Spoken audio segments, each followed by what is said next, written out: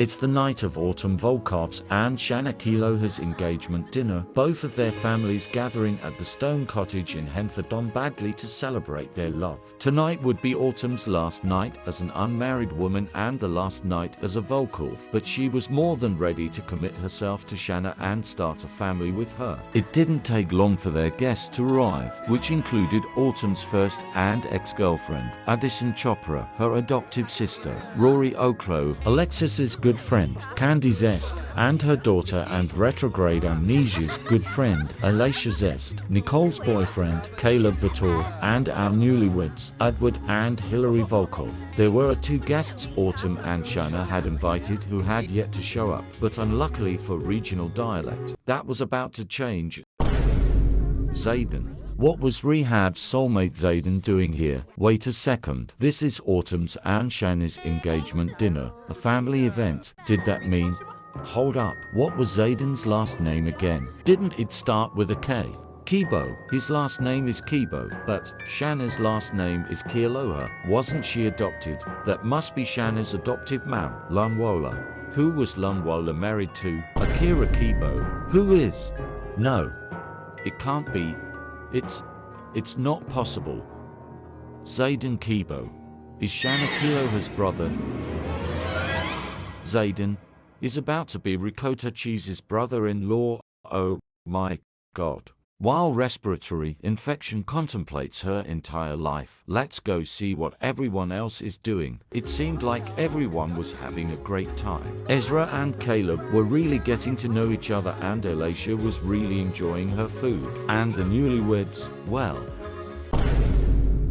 Listen, I get it, you all just got married and are in the honeymoon phase. But at the family function, seriously. Alexis wanted to let her soon-to-be daughter-in-law know how much she loved and appreciated her by gifting her some supplies for her spellcaster craft, which she didn't like. At least try to hide your disappointment, Shanna. She's trying. Shanna talked with her brother Zayden, retinoblastoma still blown away by the fact that Zayden would be her family tomorrow. Ezra was, well, still depressed, and Clint was getting to know his cousin, Sawyer Oklo, for the first time.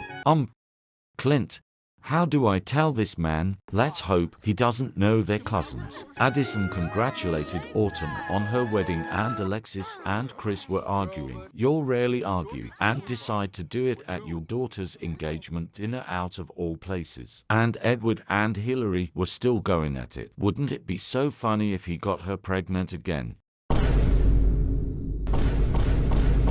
I can't make this shit up. I literally can't make this shit up. Looks like another Volkov grandbaby is on the way. LMAO. Nicole and Razzle Dazzle gained a new family dynamic, and Ezra was still being depressed, having a smoke as he overlooked Henford-on-Bagley. He was so happy for Autumn. He loved her dearly and was so proud of the sim she'd become. She beat addiction. She got her life together. He knew she was going to be an amazing wife and an amazing mother. But God, was he going to miss her? It was going to be so unusual without his other half around. But that just meant he would have to move on with his life. He just didn't know where to start.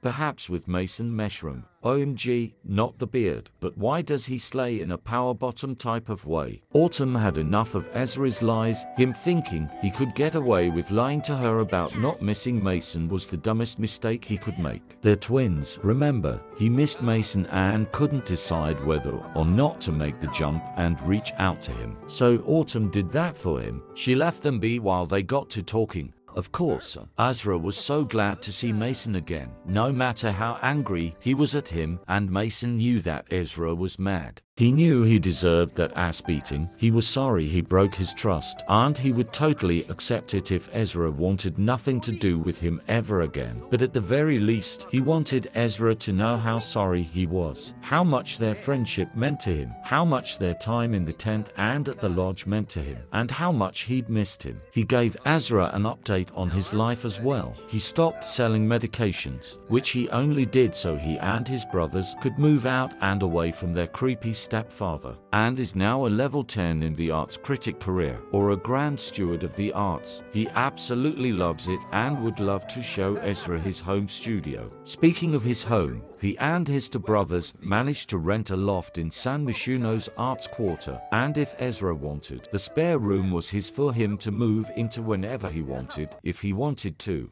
Ezra would definitely have to think about that, with Autumn moving on and his siblings getting older. Why stay in Moonwood Mill? After a long night of unveiled family secrets, love in the air, and the rekindling of friendships, it was time to end Autumn's and Shanna's engagement dinner and for everyone to head back home. Why is everyone in this goddamn house so cheerful? I don't know why out of all Sims you would be cheerful, Alexis. Because the day after Autumn's and Shanna's wedding is Alexis's birthday, meaning she will finally be aging up to an elder.